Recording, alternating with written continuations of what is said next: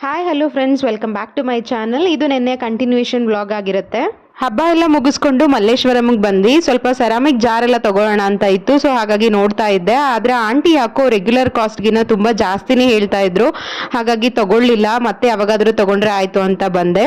ಮಲ್ಲೇಶ್ವರಂಗೆ ಬಂದ್ರೆ ಏನಿರುತ್ತೆ ಏನಿರಲ್ಲ ಎಲ್ಲಾನು ಇರುತ್ತೆ. ಹಾಗೆ ನಾವ್ ಏನೇನೋ ತಗೊಳ್ಳೋಣ ಅಂತ ಬಂದ್ವಿ. ಆಕ್ಚುಲಿ ನಾವ್ ಅನ್ಕೊಂಡೋಗ್ ಬಂದಿದ್ದನ್ ಯಾವ್ದನ್ನು ನಾವು ತಗೊಳ್ಳೇ ಇಲ್ಲ. ಬಟ್ ಬೇರೆದೆಲ್ಲ ಶಾಪಿಂಗ್ ಮಾಡ್ಕೊಳ್ಳೋ ತರ ಆಯ್ತು.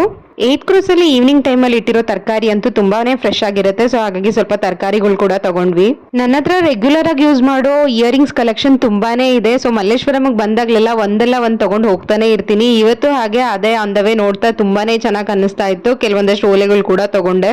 ಹೊರಗಡೆ ಸುತ್ತಾಡ್ಕೊಂಡ್ ಬಂದ್ಮೇಲೆ ಹಾಗೆ ಹಿಂಗೆ ಮನೆಗ್ ಬರೋದು ಅಲ್ವಾ. ಸೊ ಹಾಗಾಗಿ ದೋಸೆ ಕಾರ್ನರ್ಗೆ ಹೋಗಿ ಅಲ್ಲಿ ಪಿಜ್ಜಾ ದೋಸೆ ಆರ್ಡರ್ ಮಾಡಿ ತಿಂದ್ವಿ. ಇಲ್ಲಿ ಪಿಜ್ಜಾ ದೋಸೆ ಅಂತೂ ತುಂಬಾನೇ ಟೇಸ್ಟ್ ಇರುತ್ತೆ.